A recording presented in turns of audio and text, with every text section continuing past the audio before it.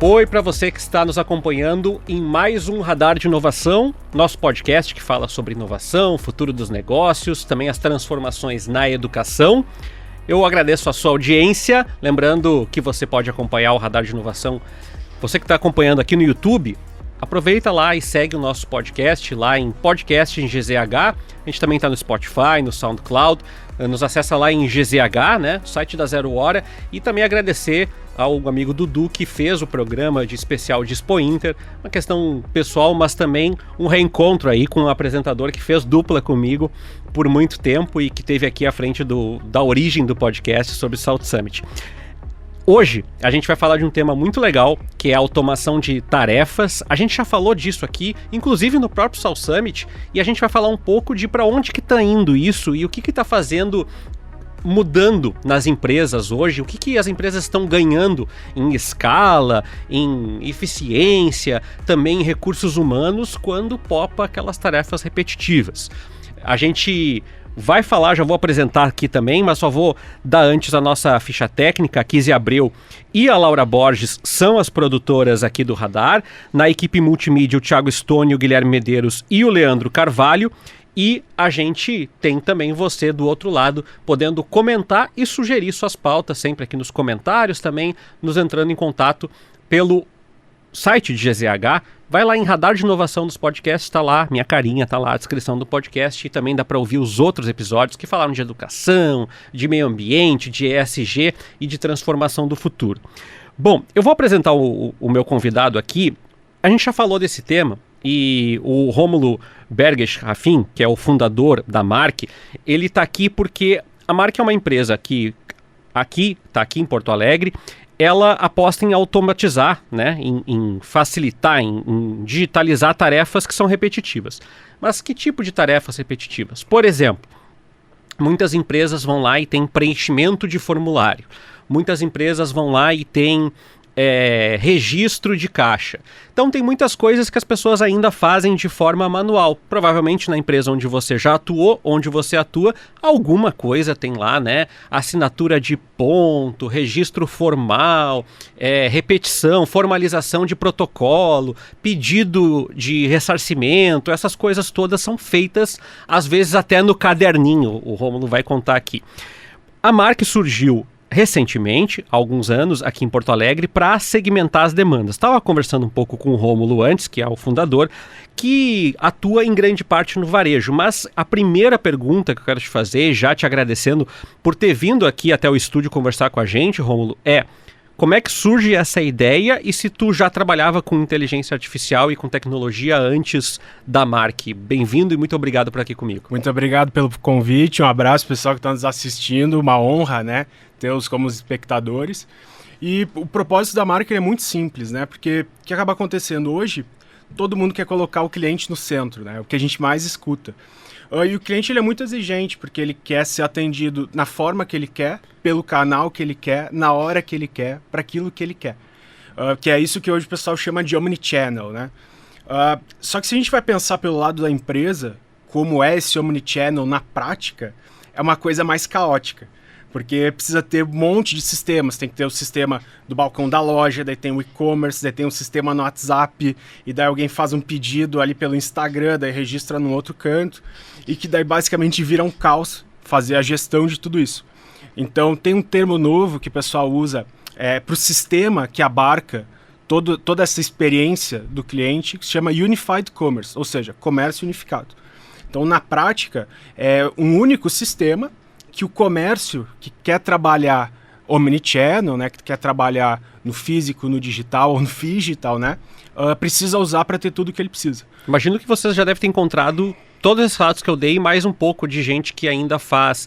E eu nem falo em sistemas diferentes, em sistemas offline muitas vezes, né? Tem registro, isso aqui a gente faz pelo ponto, isso aqui a gente registra no estoque, né? Às vezes o arquivo de estoque não está totalmente digitalizado. Conta pra gente que tipo de coisa vocês já tiveram que se deparar e abreviar, porque imagino, as pessoas estão dizendo assim, mas isso é emprego. Na realidade, não, porque isso é eficiência, né? São as pessoas que já estão muitas vezes nas vendas, na contabilidade, que estão tendo que refazer esses trabalhos. E esse ponto é interessante quando a gente fala do emprego, até começando por aí, porque o que acontece? Muito se fala em automação substituir empregos, ou cortar empregos, mas na prática ela move os empregos, ela desloca eles, muitas vezes empregos de rendimento mais baixo para empregos de rendimento um pouco melhor.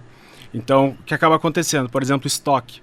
Tem um caso muito interessante, que é um comerciante da nossa cidade, que tem algumas unidades, e o que acaba acontecendo? Os funcionários dele, em cada unidade, na prática, passam um turno movendo estoque de uma loja para outra. Porque precisa dar nota de saída, nota de entrada, precisa grampear. E o que acaba acontecendo? Se a gente vai olhar, no final do dia, isso significa um preço mais alto para o consumidor ou sobrando menos dinheiro no caixa para virar bônus para o pessoal, né? Então, a gente teve esse tipo de caso, ou tem casos também comuns, principalmente quando a gente fala de quem trabalha com muitos clientes num ticket mais baixo, precisa fazer algum tipo de cobrança. Então tem empresas, como por exemplo, o próprio grupo aqui Zero Hora, precisa cobrar um monte de gente.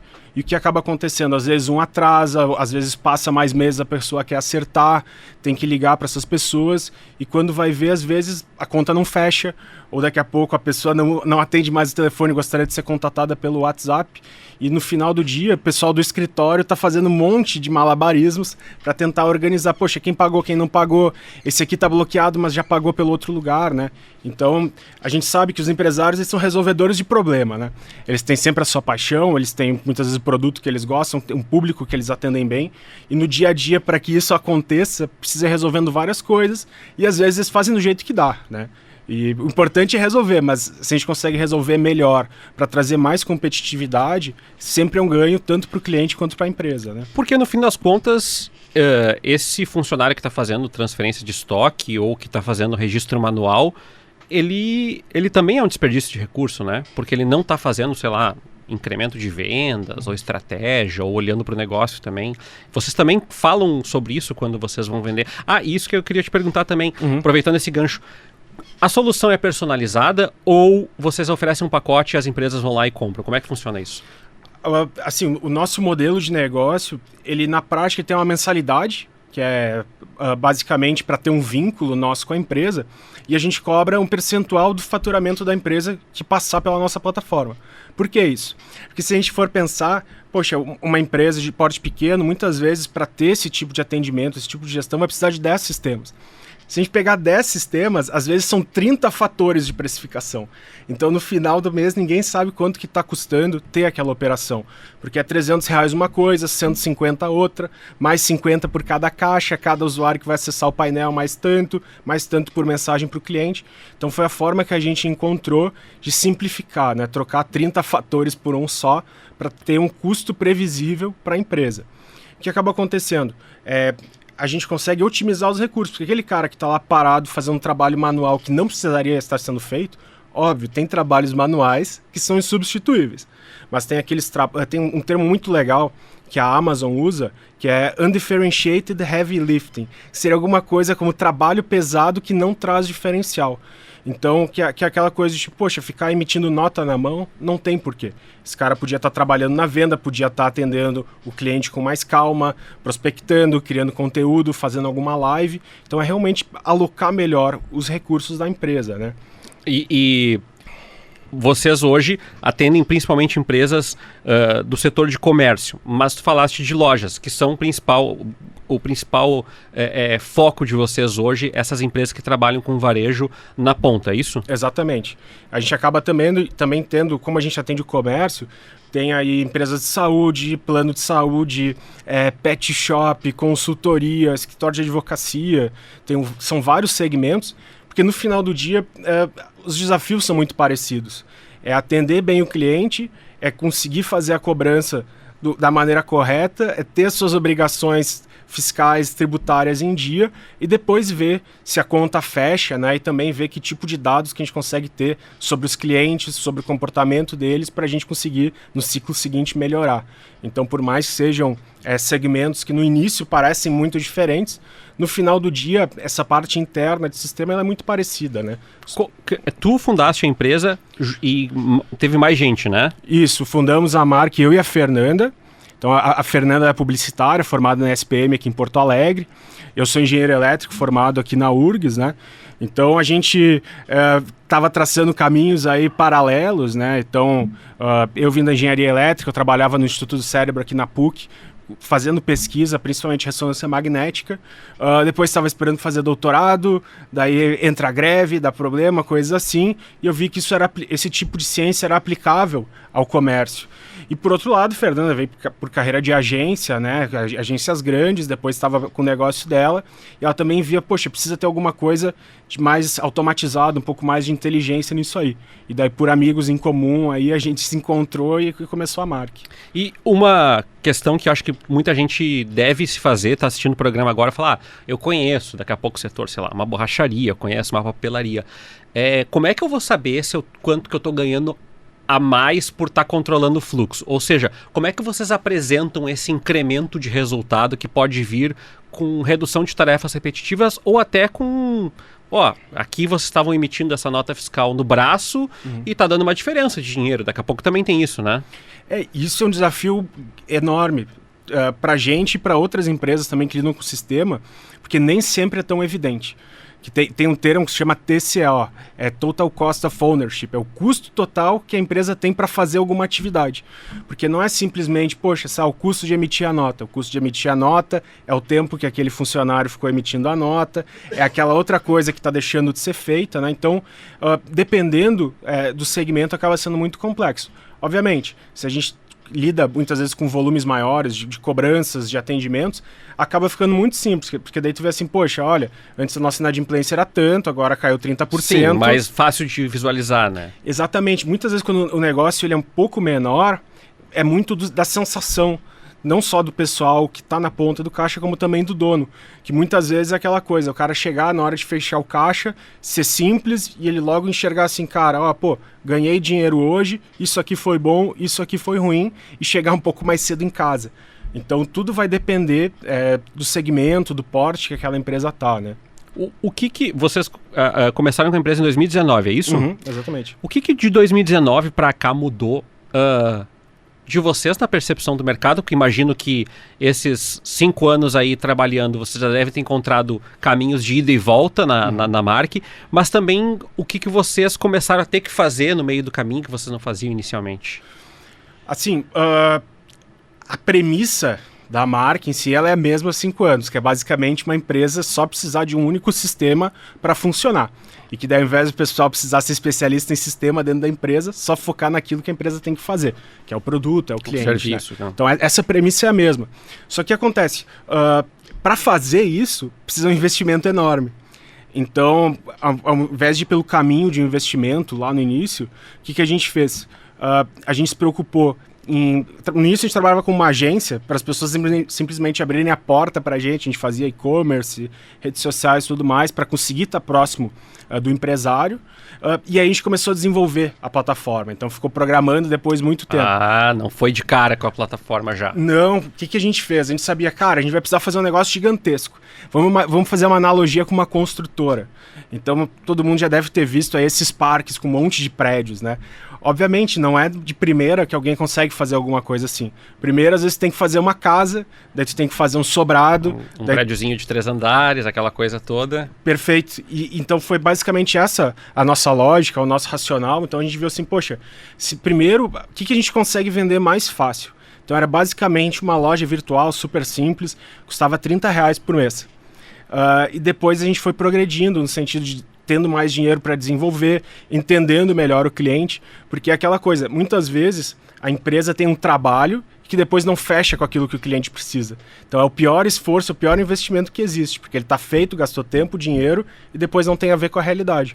A gente foi pelo caminho contrário. A gente foi vendo o que o cliente precisa e foi fazendo até chegar hoje no porte de estrutura que a gente tem, que com certeza a gente precisaria de alguns caminhões de dinheiro na época para conseguir fazer, mas isso serviu para nos direcionar. Então, obviamente, várias vezes a gente errou a direção, mas estando perto do cliente sempre foi encontrando o caminho, né? Como é que vocês desenvolveram? Vocês contrataram, vocês terceirizaram, vocês conheciam desenvolvedores? Porque esse é um desafio de quase toda startup, né? Assim, eu acho que esse seja o desafio número 1, né? Então, eu, no caso, comecei programando, né? O produto em si da marca. Então, no início, eu programava e a Fernanda lidava com o cliente. E depois a gente começou a ir formando um time, né? Então, hoje o nosso time aí tem 10 pessoas, então metade na programação, metade é conteúdo, educação, atendimento ao cliente. Então, é realmente uma escadinha, né? Então, lógico, tem outras formas de montar uma startup, mas o caminho que a gente fez foi esse da escadinha. Cada pouquinho a gente ia conseguindo melhorar um pouco o produto, melhorar o ticket, atender mais gente e foi indo, né? Tá, tu falou uma parte, Rômulo, que foi bem legal, de como vocês chegaram. Nem todo mundo chegou com vocês já com a plataforma, então parte desses clientes imagino que vem de relacionamento, já costurou.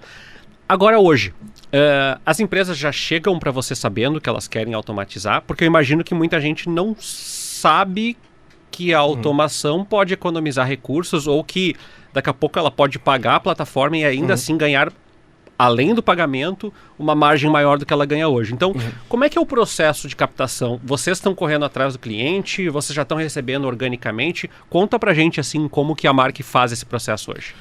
Nosso processo ele é bem variado, assim, porque que acaba acontecendo? Até uma curiosidade em relação ao mercado, que normalmente quem vende sistema, a forma mais fácil de vender é por um outro sistema.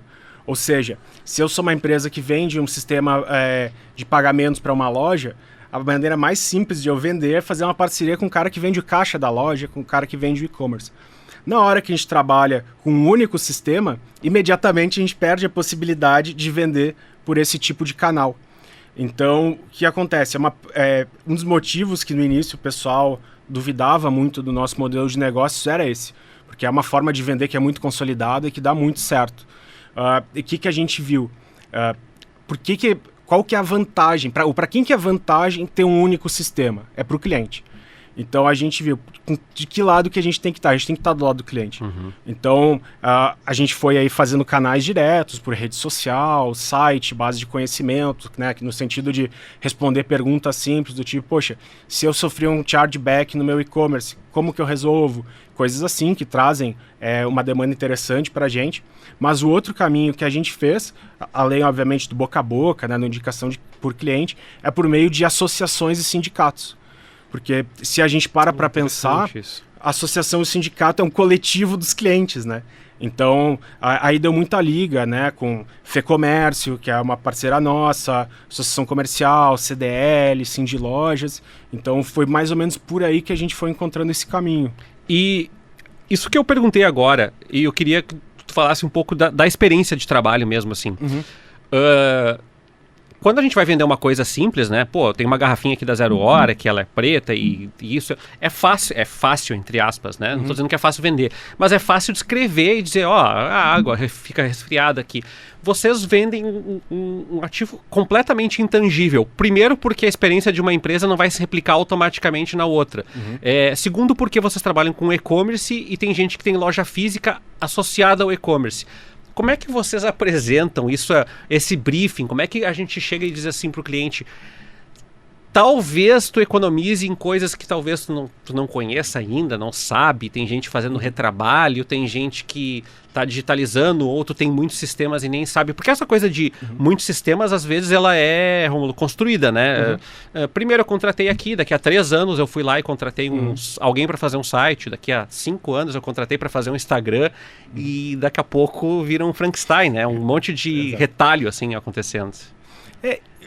Essa parte foi um dos grandes desafios para a gente no início. Porque se a gente vai pensar assim, nessa questão de modelos de negócios mais tradicionais ou propostas de valor mais comuns, normalmente tu já tem um manual de como fazer isso bem feito. Então, tem empresas que fazem parecido que já deram certo, então na prática copiar e adaptar. Para essa situação específica de como abordar o cliente, uma coisa que a gente bateu muito a cabeça. E daí que a gente chegou? A gente segmenta o cliente. A gente tem ali quase 2 dúzias de perfis que são, o que esse cliente faz na prática? O que ele vende? Como que ele vende? Que tipo de canal ele trabalha? Qual que é o interesse dele? Qual que é a dor dele? O que ele valoriza? O que ele não está nem aí? Para daí a gente saber quais são os argumentos que a gente deve mostrar para esse cliente. A gente brinca quais botões apertar para fazer sentido aquela mensagem, né? Porque o nosso produto, às vezes fica muito abstrato. E ninguém compra nada tão abstrato assim. Eu vou investir numa coisa que eu não... Exato, é muito difícil. Pô, e a Unified Commerce, não sei o quê. Então, assim, se fosse listar os principais desafios, a comunicação para deixar isso mais tangível, mais simples, talvez é um dos 3 grandes desafios que a gente resolveu, vem resolvendo e precisa melhorar. Mas o que acontece? Depois que tu entende qual que é o perfil daquele cliente, é do tipo, poxa, esse cliente é uma loja física de centro. Então ele está acostumado a ter o ponto, está acostumado com o movimento de rua. Muitas vezes, por causa de pandemia ou de outras situações assim, tentou fazer um e-commerce, mas ele olhava, cara, isso é 1% do meu faturamento, 2%, e achou que não valia a pena. Para esse cara, a gente mostra, poxa, tu sabe quem passa pelo teu caixa? Tu sabe quem são teus melhores clientes? E se choveu, como é que tu faz? Tu vai perder venda ou tu consegue ativar esse cara em casa? Daqui a pouco, a gente está aqui no estúdio, poxa, tem um aniversário hoje de noite, queria levar algum presente, tal loja do centro é muito boa, consegue me entregar hoje. É fácil eu fazer essa compra ou eu vou ficar... né, batendo cabeça ali, exato, né, tendo dificuldade. Então a gente segmenta o cliente, obviamente muito de bater cabeça na vida real e estar junto com esses empresários para saber, cara, o que tem valor para ele. Que no final do dia é isso, a gente tem que resolver o problema dele, para ficar mais fácil de ele crescer, ter mais lucro, empregar mais gente. Então é basicamente assim que vai a roda, né? Eu acho que tem muita gente que está nos ouvindo e nos assistindo agora e pensando assim, entendi e tal, mas isso vale para uma loja de departamento, de shopping, essas lojas gigantes. E pelo que tu está me contando, Rômulo, não é assim. Vocês atendem clientes de diferentes portes. E eu queria que tu falasse um pouco isso, que as soluções serão... Tu falaste mesmo, né? Como é que a gente afere lucro? Bom, em cima do percentual, que vai ser diferente de uma boutique no centro, de uma Renner, de uma C&A, por exemplo, mas vocês atendem portes diferentes de empresa e provavelmente esse desafio da comunicação também venha daí, né? A empresa que daqui a pouco tem departamento de tecnologia da informação e empresa que o departamento de tecnologia é o mesmo financeiro, que é o mesmo marketing, que é o mesmo tudo, né? E esses perfis diferentes, né, que trazem que fazem com que a gente precise segmentar o tipo de cliente, né? Então, poxa, até falando que tipo de cliente que a gente atende. A gente atende pequenas e médias empresas e a gente brinca que a gente não gosta de ser o primeiro sistema de ninguém. Porque o que acaba acontecendo? Quando a pessoa está começando, né, a empresa está começando, o sistema nunca é o problema. Porque ela está entendendo ainda qual que é o negócio dela, ela está aprendendo ainda como vender, e aí muitas vezes o sistema com muitos recursos mais atrapalha do que ajuda. Um monte de vezes, né? Exato. Então é aquela coisa muitas vezes... tu customiza a vitrine eletrônica. Cara, eu não sei nem fazer uma vitrine física, né? Tu me dá uma opção de vitrine eletrônica. Daqui a pouco tu tá pensando em coisas que não são prioridade pro teu negócio, só porque o negócio te mostrou, tu pode fazer não sei fazer isso. É aquela analogia, né? Tu pega alguém que tá no início de uma faculdade, larga num estúdio aqui, o cara tem um monte de botão, um monte de ajuste, e ele não vai focar no que é o simples, que é, poxa, quer ver, o som tá legal, estúdio, como é que tá a fotografia, né? Então, a gente normalmente pega as empresas que elas estão tendo problemas de operação e gestão, que a gente brinca assim, que é do mundo real, que é para crescer. Porque muitas vezes, o que acaba acontecendo? A pessoa está num momento de validar o negócio, e obviamente surgem muitas dúvidas, porque se fosse fácil montar um negócio e dar certo... Todo mundo tá fazendo e estava tudo perfeito, né? Exato, então surgem muitas dúvidas. Poxa, o que está errado? Então, nesse momento, acaba não sendo interessante a nossa entrada, mas depois, o que acontece? Poxa, a pessoa conseguiu acertar a mão para vender de casa algum tipo de produto, entregar em todo o Brasil. Ela vai ter um gargalo de crescimento se para cada cliente ela tiver que fazer o pedido na mão, entrar ou nos correios, entrar em alguma plataforma de envios e gerar a etiqueta na mão, depois conferir se pagou ou não pagou. Então, quando começa a ter esse problema de falta de tempo, né, e gargalos de operação, que um sistema bom que vai fazer a diferença. Então, às vezes, poxa, tem clientes nossos que no início perderam emprego na pandemia e tal, começaram a testar as coisas em casa. Óbvio, já tinha um pouco de experiência antes para já ter uma direção um pouco mais curta, né? Mas com o sistema conseguiram atender 5 vezes mais pessoas do que conseguiam antes fazendo tudo na mão. E que daí propiciou que crescesse, daí tivesse um dinheiro a mais para contratar um time, depois colocar uma loja no shopping, né? Então acaba sendo esse processo, né? Uma pergunta que tu colocando agora, eu me peguei pensando que provavelmente empresas de médio a maior porte devem ter essa dificuldade de, ótimo, nós temos agora um software padrão que daqui a pouco gerencia atividades mais operacionais, menos operacionais, mais estratégicas, mas também tem uma questão de treinamento. Como é que surge isso para vocês? Tá, legal, conseguimos, vai tornar mais eficiente, mas, vai tornar mais eficiente não só para eu, dono da empresa, ou para gerente, ou sócio, ou majoritário. É o cara da vitrine, é o balcão, é atendimento telefônico. Como é que faz? As empresas demandam esse treinamento? Vocês têm que terceirizar? Como é que funciona isso? Esse processo de implantação que acaba acontecendo, ele tem algumas etapas, né? As principais são migração de dados. Então a gente pega todo o histórico de venda, de contato, de fornecedor, de estoque, a gente puxa todos esses dados dos sistemas antigos e coloca no sistema da marca. E a parte de treinamento de equipe. Então, como a gente tem uma única plataforma e a gente treina todas as empresas para ela, a gente consegue ter vários conteúdos legais. Lógico, a gente sempre tenta deixar tudo o mais simples possível para que seja intuitivo saber para onde ir. Então a nossa plataforma acaba sendo uma das mais fáceis de se mexer, mas a gente acaba tendo vários formatos de educação, no sentido de, tem videoaula, tem quiz para depois o gerente ver, o pessoal está sabendo. A gente normalmente pega algumas pessoas da empresa para serem os responsáveis pelo treinamento dentro da empresa, que daí a gente fornece todos os formatos de como fazer e também entrega esse suporte, caso tenha alguma dúvida, alguma dificuldade, para realmente ter todos os recursos para ficar mais simples de colocar em prática, né? E tem dificuldade? Aparece dificuldade? Aliás, melhor perguntando, quais são as dificuldades que surgem nesse processo? Porque, como tu falaste, imagina, um treinamento é um processo de assimilação, mas também tem uma cultura da organização, né? De daqui a pouco, eu sei que eu estou criando uma metáfora aqui, mas, sei lá, há 10 anos a gente preenche isso aqui nesse caderninho, desse jeito aqui. E daqui a pouco tu diz assim, não precisa ser dessa forma. Não precisa, mas é feito há 10 anos desse jeito, né? E daqui a pouco pode até criar uma rejeição. Então eu queria... Quais são os desafios nesse processo de assimilação do padrão, assim? O mais difícil é conquistar a confiança. Porque o cara sempre fez daquele jeito. Aquela coisa, sempre fiz assim, sempre deu certo. Então a gente precisa ver como que a gente ganha a confiança dessa pessoa para ela estar motivada a querer trocar. Então a gente mapeia sempre quais são as dores de cada... O pessoal chama de stakeholder, né? De cada interessado no processo. Seja a pessoa que está no caixa, um vendedor externo, um gerente, um sócio, um dono, um diretor.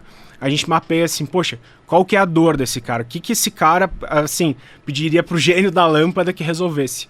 E a gente coloca lado a lado e mostra, cara, olha só, antes tu levava 5 minutos para fazer uma venda e enviar. Agora, olha só, tu está fazendo isso em 5 cliques.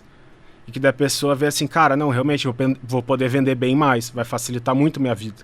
Então, basicamente, a forma que a gente encontrou é isso, é comparar, é ver assim, cara, aqui tu não gostava, era ruim por esse motivo, então, isso aqui agora vai ser assim.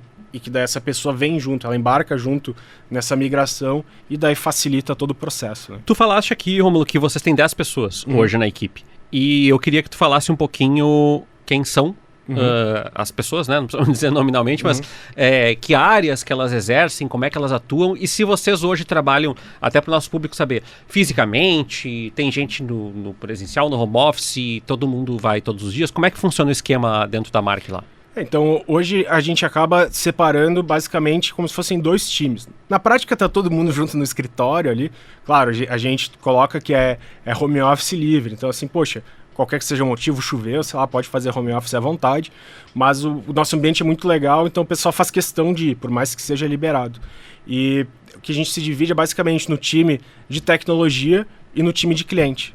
Então, basicamente, o time de tecnologia é resolver problema, é programar, é automatizar, é simplificar, e o outro time é fazer conteúdo, é conversar com o cliente, é entender, é fazer proposta, parceria, que foi o formato não só digamos, pelas habilidades dos sócios, no sentido de a Fernanda ser publicitária ou ser engenheiro, mas na nossa visão, assim, como a gente está o tempo todo em cima do cliente, foi a forma mais simples, né? A forma mais orgânica de separar as coisas, né? É um se comunicando com o cliente e o outro time fazendo as coisas acontecer para esse cliente. Essa comunicação do cliente é de dúvida ou é de tô sentindo isso aqui, não sei ainda como fazer? O que é uma dúvida que eu imagino que as pessoas estão... Tá, mas legal, eu implantei aqui e aí por uns meses foi lá e passou pela plataforma ali R$100, por exemplo, né? E aí no outro mês foi 90 e no outro mês foi 120. E acabou o trabalho de vocês aqui. Então, como é que funciona esse relacionamento? Porque provavelmente isso vai evoluindo e novas questões vão surgindo dentro da empresa. Então, uma vez que a empresa entrou, o que muda, o que fica, como é que funciona esse processo dentro da carteira de cliente de vocês? E é um fator interessante desse relacionamento é o prazo, né? Que o nosso tipo de sistema, ele dificilmente vai ficar menos que 5 anos dentro de uma empresa. Então a gente vira clientes que estavam há 8, 10, 15, 20 anos com outros sistemas. Então a gente imagina que o nosso relacionamento também vai ser desse tipo de prazo. Então a gente tem que estar muito presente ali. Porque o que acontece? A nossa vida é resolver as dificuldades que o cliente vê no dia a dia.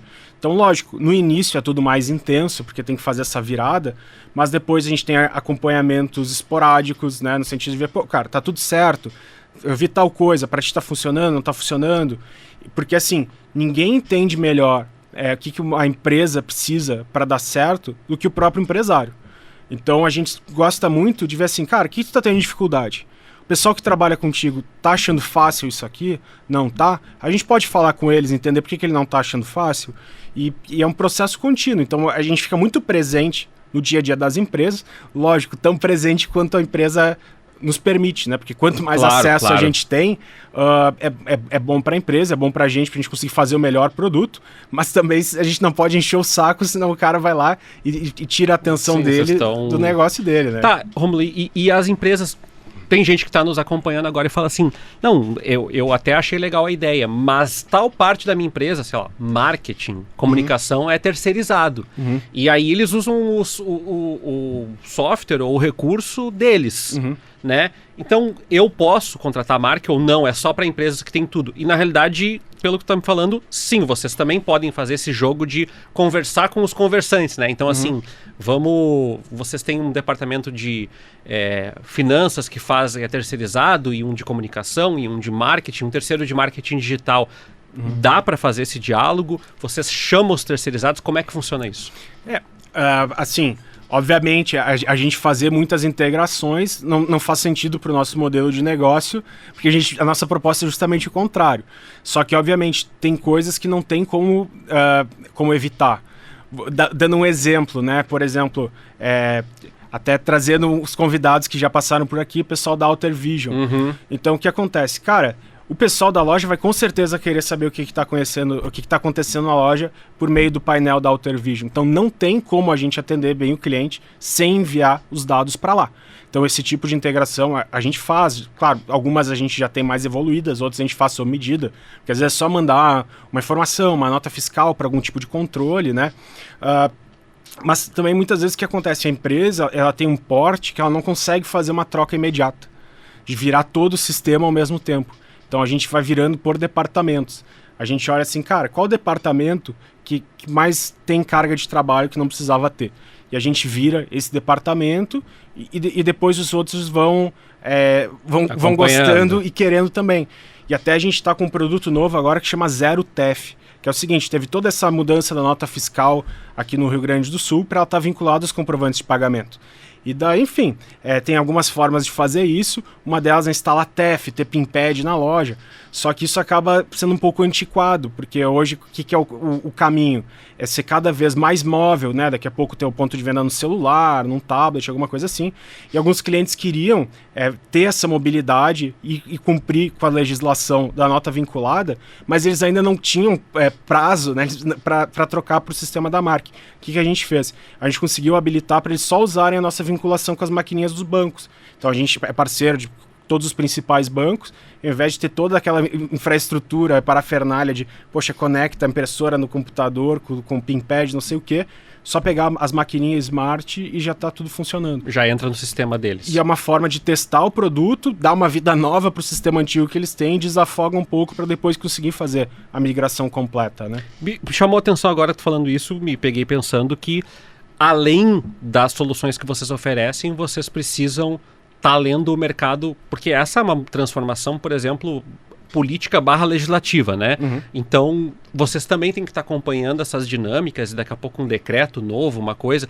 Como é que funciona isso dentro da Mark? Vocês têm uma pessoa específica ou todo mundo está olhando o tempo inteiro? Essa parte assim, mais burocrática acaba caindo na minha caixa de e-mail. Então aí tem diversas fontes, né, associações, e sindicatos e enfim, grupos que recebem, ou melhor dizendo, que encaminham essas notícias, né? E aí tem um prazo para se adequar e a gente vai colocando no cronograma, assim, tipo, poxa, a nota fiscal vinculada, pô, tenho só 8 meses para isso estar pronto, tá na mão do cliente.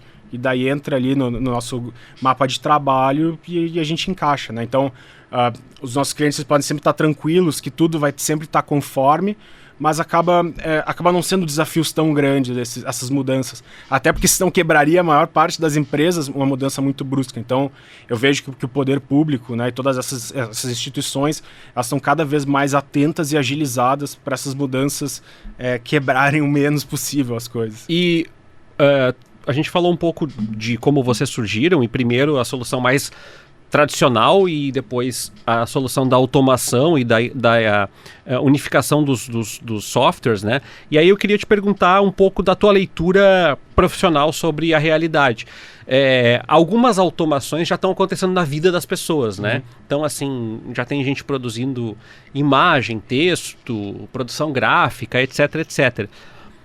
Onde é que tu enxerga a Mark nesse contexto? Porque gradualmente outras automações vão aparecer externas a vocês, né? Que clientes já vão chegando com mais outros processos automatizados ou outros processos prontos que eles só vão chegar terceirizados ou já entregues.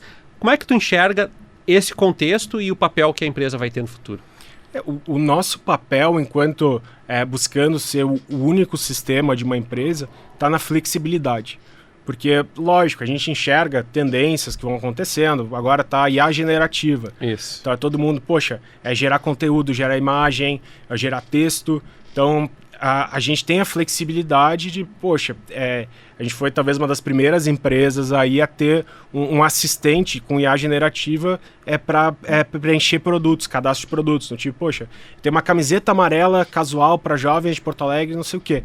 E daí já vai lá, já preenche todo o cadastro conforme. Então, é sempre buscar ter a flexibilidade para, conforme for o vento do mercado, a gente conseguir se ajustar. E, obviamente, vai ter outras automações, vão ter outras tecnologias que a gente tem que estar atento para fazer as melhores parcerias, né? Então, seja questões de nuvem, própria OpenAI, né, que tem o pessoal do ChatGPT, ataca o produto deles dentro do nosso. Então, a nossa visão não é no sentido de ser o único fornecedor da empresa, mas simplificar para que, independentemente de quantos fornecedores tenham atrás, porque, por exemplo, a gente lida muito com bancos, com empresas de crédito, de antifraude, para o nosso cliente, né, para a empresa não mude, seja tão simples quanto se tivesse aquele único sistema e acabou, né? Os colegas da Alter Vision vieram aqui e a gente falou um pouco sobre varejo físico. Vocês também trabalham bastante com varejo físico e essa é uma questão que eu quero te colocar. Teve muito catastrofismo, né? A questão de, na pandemia também, assim, não vai mais ter, ninguém mais vai. E parece que foi um pouco do contrário, porque acabou a pandemia, as pessoas, não, agora não quero mais comprar nada, e a gente está achando alguns equilíbrios, alguns dados apontam para uma experiência mais digital, como tu falou, metade física, metade digital, mas os espaços de experiência de serviços continuam sendo muito presenciais, né? Eu tenho alunos na universidade que é surpreendente para mim, né? Alunos de 18, 19 anos assim, eu odeio aula online, tenho pavor de aula online, que criou um trauma. Eu queria te perguntar a tua opinião, Rômulo, sobre isso, assim, como é que tu percebe esse movimento de mercado trabalhando tanto com a IA generativa, que é a trend do momento, quanto com varejo físico, que também se mostra num processo de transformação, né? Esse ponto ele é muito interessante, né? Até a gente é uma empresa parceira aqui no Tecnopuc do Hub OmniX, que é da experiência de consumo em ambiente omnichannel. E essa eu acho que acaba sendo a grande pergunta, aí pelo menos da próxima década, né? E que acaba acontecendo, entra muito nessa linha que tu estava dizendo, tipo, poxa, eu quero a experiência e tudo mais, eu quero no físico. Só que às vezes a gente não está fazendo uma compra pela experiência, a gente quer resolver um problema. Quando a gente quer resolver o problema, a gente quer o mais barato e rápido possível. Então, o caminho que a gente enxerga é que vai se segmentar essas situações. Então, da mesma forma que a gente segmenta os nossos clientes para entender qual que é a vontade, o desejo, a dor dele, provavelmente para o varejo vai ter a mesma coisa, no sentido de... Até já tem alguns estudos nessa linha, principalmente nos Estados Unidos, que eles mostram assim, poxa, onde que o varejo físico está crescendo na última década? Então, basicamente, é experiência, principalmente daí é um ticket mais alto, no sentido de, poxa, ser bem atendido, provar, ver as variações, tem uma etc. curadoria daqui a pouco também, né? Exato, e o varejo de descoberta, que lá tem muito a dollar store, que é no sentido de, poxa, sempre tem alguma coisa que vai custar $1. E daí, cada poucos dias, a pessoa passa lá para ver, para garimpar, né, o que está aparecendo ali. Enquanto que muitas vezes, qual que acaba sendo a vantagem do e-commerce? É comparar preço, ter coisas que muitas vezes não tem numa loja física por questões físicas, né, no sentido tem que escolher o que vai ter na loja física pelas limitações de espaço. Então eu acredito que assim, os varejistas que vão se dar melhor agora são aqueles que vão entender onde que eles se encaixam na vida do cliente. No sentido de, poxa, eu tenho um produto que tem um monte de loja de e-commerce que também vende. Cara, mas nenhuma dessas lojas vai me entregar no mesmo dia em Porto Alegre. Então eu consegui entregar em 1 hora. Quem tem loja física em Porto Alegre consegue fazer isso. A questão é muito mais de organização. Às vezes elas não têm organização para, poxa, o cliente mandou no WhatsApp, já foi lá, já deu ok, pagou, já chegar o motoboy e já ir para a loja do cliente. Então, muitas vezes o nosso papel é desbloquear essas questões, porque o cara pensa, poxa, eu não consigo competir com esses grandes marketplaces, porque eles botam preço lá embaixo. E realmente, se tentar competir no preço, não vai dar certo. Mas o cliente não está só preocupado com isso. Então, o cliente quer, às vezes, receber mais rápido, ele quer ter facilidade na troca, né? Tem um colega livreiro, do setor livreiro de bairro, que fala que as pessoas pedem muita opinião dele, né? Então, quero dar um presente dessa forma e dessa forma. E por mais que os algoritmos evoluam, ainda assim, não tem a sensibilidade de uma opinião de uma pessoa que tu confia ou que tu atribui algum valor também, né? E tem uma analogia, assim, eu sou nascido em 94, então eu sou da geração que viu muito Bill Gates, Steve Jobs criando empresas de tecnologia, né? Microsoft e Apple. Então, tem uma analogia muito legal do Steve Jobs, que ele diz assim, o computador é a bicicleta da mente, no sentido de que não é que vai substituir, o computador permite que a nossa mente seja mais eficiente. Então, muitas vezes, o sistema, ele entra numa empresa para as pessoas serem mais eficientes. Então, por exemplo, o teu amigo, ele tendo um bom sistema, ele vai ter mais tempo para conversar com o cliente, porque vai passar a compra mais rápido no caixa, ele vai precisar ficar menos tempo fechando caixa, vai conseguir conversar mais com o cliente, vai fazer mais vendas e a empresa vai crescer. E a gente falou um pouco disso, da tua visão da marca, mas eu queria também te perguntar essa questão específica. O que tu tá olhando, o que vocês estão analisando de perspectiva? Tu já falou que um lado da coisa vamos acompanhar as dores do cliente, se as dores mudam, a gente também tem que mudar e adaptar. O que vocês estão olhando e pensando e planejando para o futuro de médio e curto prazo? E também, o que vocês têm olhado aí fora que também tem inspirado vocês? Imagino que existam benchmarks fora ou em outros estados que vocês estão sempre de olho também. Hoje, que acaba... Quais, assim, talvez sejam os desafios que a gente está trabalhando com mais afinco hoje, né? Assim, no sentido de novos produtos, é a questão de embedded banking, que é o banco tá dentro do sistema da empresa. Porque o que acontece? Se o sistema é organizado, porque eu sei quanto que está vendendo, quanto que vende em média, quando que eu vou receber, porque eu estou conectado tanto com o cliente quanto com o banco, eu consigo saber como que está o fluxo de caixa, o que tem para pagar, se eu vou conseguir pagar na data, não vou conseguir pagar na data, e também consigo trocar informações com o banco, daqui a pouco se precisa de algum tipo de empréstimo, algum tipo de auxílio de caixa, para conseguir as melhores taxas, porque se o banco sabe, poxa, o cara recebe bem, tem receita recorrente, uma nota de crédito, né? Acaba conseguindo sair mais barato para a empresa. Então, um dos caminhos é esse, né, que o banco está dentro da própria empresa, para não precisar nem abrir o aplicativo do banco, está ali no próprio aplicativo da marca, todas as informações de saldo, pagamento automático de contas, etc. E um outro lado é muito a questão do chat, porque por mais que assim 99% das empresas trabalhem já por chat de WhatsApp, chat de Instagram, etc., ele ainda é muito desvinculado dos outros processos da empresa. Então, aí que entra talvez o nosso principal investimento em inteligência artificial, que é no sentido de processamento de linguagem natural. O que é isso? É eu conversar com o robô da empresa e ao invés de ele mandar uma listinha, tipo tecla 1, tecla 2, tecla 3, ele tentar entender o que o cliente quer e trazer a melhor resposta, e se ele não tiver a melhor resposta, encaminhar para uma pessoa. Porque esse é o melhor atendimento, né? É aquela coisa, ninguém atende mais rápido que o robô, mas ninguém atende melhor do que a pessoa. Então é a gente conseguir mandar para o caminho certo e para o humano conseguir já tirar a venda direto na tela do chat, sem sair, já fazer todo o processamento de pagamento, envio de boletos, etc. Né? A gente estava conversando antes, o pessoal, o site da marca é Oimark, mas também o Instagram. E aí eu queria que tu falasse dos endereços e também um pouco de como é que vocês estão produzindo conteúdo lá no Instagram de vocês, também um pouco para, como que eu posso dizer para o público, para entender um pouco desse processo, né? Para muita gente, esse tema fala assim, não, mas a minha empresa não é só isso, mas existem integrações para quase todos os negócios que estão na rua hoje, mesmo os que consideram que não usam muitos sistemas, tem pelo menos uma maquininha de fazer pagamentos ali, um registro, um livro caixa, alguns ainda têm. Então, eu queria que tu falasse um pouco dos endereços e dos conteúdos que as pessoas podem seguir vocês. Hoje o nosso principal canal é o Instagram, que é @oi.mark.